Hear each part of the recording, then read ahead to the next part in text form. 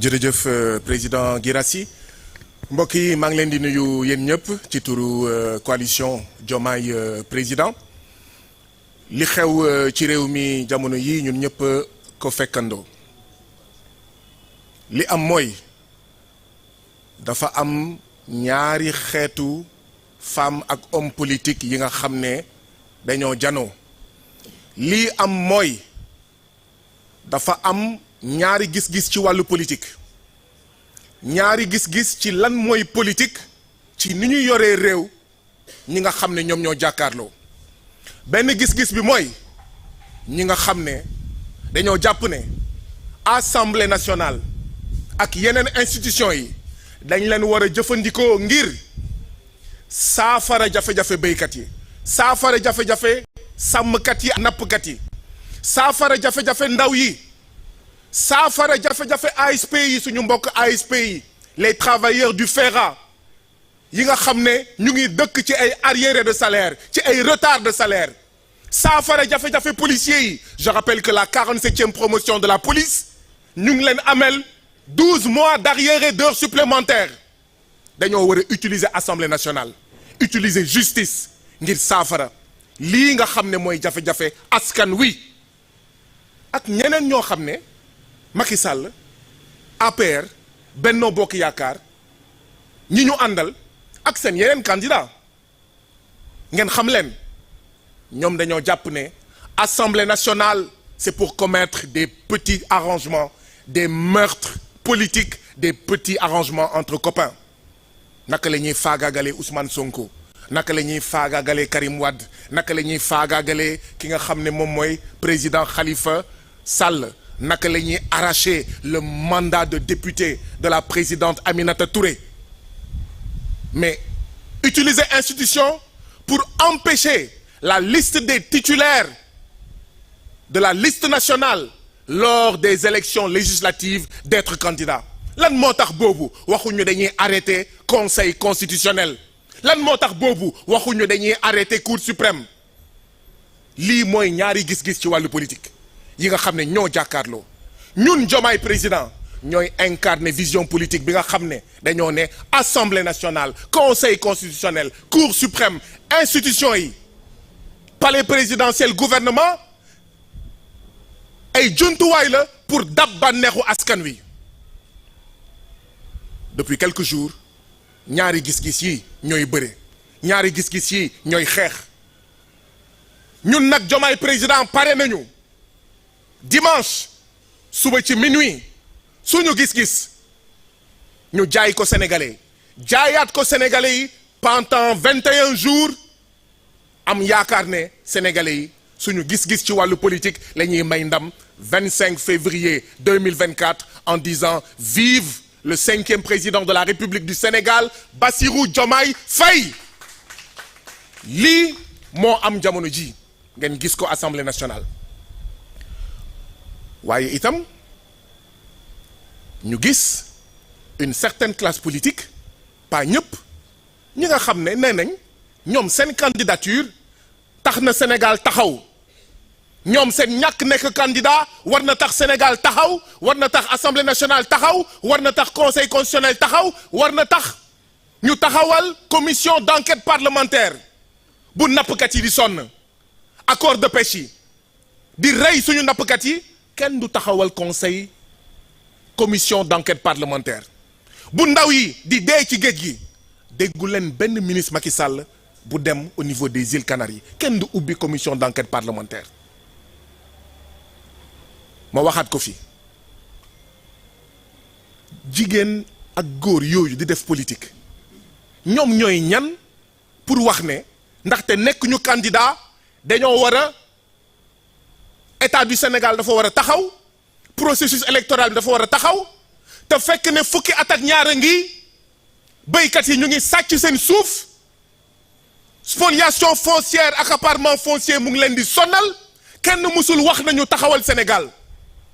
ndaw yi ñu ngi dee ci géej gi ñu ngi dee ci yoonu Nicaragua ñu ngi dee sur la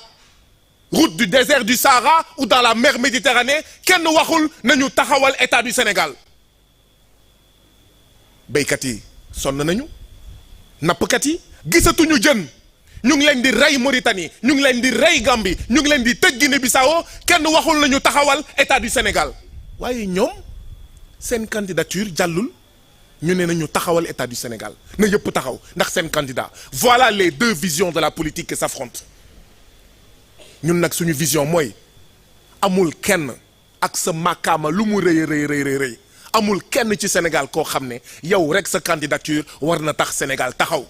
moo tax encore nous rendons un vibrant hommage à toutes ces femmes et tous ces hommes qui sont ici et qui étaient candidats et qui ont été spoliés, qui ont été empêchés de manière arbitraire d'être candidats, mais qui ont dit le Sénégal passe au-dessus de nos personnes. Nous rendons un vibrant hommage à Mary Teuw Niane, à Aminata Touré, à Cheikh Bamba Dièye. Vous m'excuserez, j'ai pas la liste dans ma tête. À Habib Sy. Non, Habib Sy, il est encore candidat. À Charles VI. À Cheikh Dieng, docteur Cheikh Dieng qui est derrière moi. Aïda Mbodj, notre mère, notre tata. Mais nous rendons également un vibrant hommage au président Ousmane Sonko qui avait toutes les raisons de dire ma candidature passe avant tout et qui a fait preuve de grande humilité en disant le projet est plus important que ma personne. Et ce n'est pas parce que je suis candidat que le projet va s'arrêter, que le Sénégal doit s'arrêter, que le processus électoral doit s'arrêter. C'est pourquoi nous avons lancé un appel au peuple sénégalais. Ñun béykat yi bu ñuy torox Sénégal taxawul lan moo tax candidat kenn wala candidat ñenn war a tax Sénégal taxaw ñun nappkat yi sonn nañu depuis 12 ans ñu jaay géej gi tubaab yi ñu wanteer suñu géej tubaab bi gisatuñu jën lan moo tax waxuñu Sénégal taxawul mu am ñoo xam ne ndaxte seen candidature jàllul ñu ne Sénégal dafa war a taxaw donc ñun béykat yi war nañ taxaw tem ne lii du fi jàll. ñun sàmmkat yi ak nappkat yi war nañ taxaw tem ne lii du fi jàll kañ la ñu wax Sénégal dafa war a taxaw ndax suñu mbokk ASP yi 90 000 francs par mois lañ leen di fay te pour ñu jot si ngandim problème seen payooru décembre ñu ngi ko jot le 28 et le 29 janvier 2024 ngeen foog ne dëgg la Sénégal taxawul donc la jeunesse est interpellée ñun ñëpp mag ak ndaw góor ak jigéen ñoo war a taxaw tem ne ci wàllu politique mënuñu nangu benn nit ñaari nit seeni candidature ëpp solo ëpp daraja ëpp makaama li nga xam ne mooy suñuy dund rey nañ fi lu jege 100 ndaw téeméeri ndaw gouvernement Macky Sall rey na leen faat na leen ndax lan xeex ngir beneen Sénégal ndax lan xeex contre une troisième candidature illégale et illégitime dégg ngeen commission d'enquête parlementaire dégg ngeen ñu ne sanctionné nañ benn policier wala benn gendarme dégg ngeen ñu ne Sénégal dafa war a taxaw dégg ngeen ñu ne foog ñu xoolaat justice bi une justice qui a fait pendant des mois ce qu'on appelle la répression judiciaire mooy saay bu ñu jàppee membre Pastef ca kaso saay bu ñu jàppee membre Mimi 2024 ca kaso saay bu ñu jàppee membre xawma Abdourahmane 2024 ca kaso saay bu ñu jàppee membre mouvement citoyen ca kaso donc nous sommes interpellés pesum kanam borom moo koy fajal boppam nous devons tourner cette page de ces femmes et de ces hommes politiques égoïstes pour qui leur candidature passe avant nos vies dafa am téeméeri nit yoo xam ne dañoo ñàkk seen bakkan ci xeex bi kenn waxul Sénégal na taxaw kenn waxul dañuy enquête justice duñu nangu suñu bakkanu doom duñu nangu suñu junni mbokk yi nga xam ne ay détenus politiques lañu duñu nangu ñoom ñuy torox te Sénégal taxawul ñu ne candidature benn sagaru politicien moo ëpp solo seeni dund donc nous lançons un appel à toute la jeunesse jigéen yëpp mag ak ndaw nañu taxaw temm ndaxte lii warul jàll suñuy dund suñuy doom ñoo ëpp solo candidature ku mu munti doon waaye itam nous lançons un appel aux amis du Sénégal nous lançons un appel à la CEDEAO nous lançons un appel à l'ONU nous lançons un appel à tous les amis du Sénégal ndaxte kenn nous n'accepterons qu'aucun d'eux dise qu'il n'était pas informé de ce qui se passe au Sénégal. Cela fait des mois qu'au Sénégal sévit une grave, cruelle et tyrannique dictature du président Macky Sall. Ça ne passera pas. Le peuple héroïque, brave et martyr du Sénégal a empêché une troisième candidature illégale et illégitime. Bu ñu ragal baat bi du report la ñu bëgg troisième mandat la ñu bëgg Macky Sall du report lay ut troisième mandat lay ut ginnaaw bi nga xam ne ñun ñoo ko tere mu nekk une troisième fois de manière illégale et illégitime candidat bu ñu ragal baat bi bu kenn waxati report Macky Sall coup d'état constitutionnel lay waajal te du ko fi amee waru ko fi amee nous devons faire face ensemble ñu ngi tàllal loxo nag tous les démocrates de l'APR tous les démocrates de Benno Bokk Yaakaar tous les démocrates de Wallu tous les démocrates de tous les autres partis politiques tous les démocrates de la société civile pour ñu ànd def benn say ngir jàkkaarloog ñii ndaxte troisième mandat du fi amee dañ ko fiy tere ndaxte coup d'état constitutionnel du fi amee dañ ko fiy tere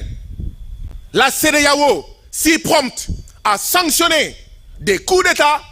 dits militaires est en face d'un coup d'état constitutionnel rampant qui veut se tenir debout. Et nous écoutons la CEDEAO, nous interpellons la CEDEAO pour voir si elle va continuer à être une CEDEAO du syndicat des chefs d'État apatrides, des chefs d'État parasitaires, des chefs d'État soumis à l'impérialisme, ou si elle va être une CEDEAO qui, pour la première fois dans le cas d'espèce du Sénégal, va tirer les leçons de la sortie du Mali, du Burkina et du Niger de cette CEDEAO, syndicat, véritable syndicat des chefs d'État. La CEDEAO doit se prononcer, et si la CEDEAO est un ami du Sénégal, est une amie du Sénégal, il ne lui reste qu'une seule chose à dire au président Macky Sall. Vous ne pouvez pas être candidat, il ne peut pas y avoir de coup d'état constitutionnel et organiser une élection présidentielle dont la campagne électorale va commencer ce dimanche 2024. Je vous remercie. Merci beaucoup. Merci Guy.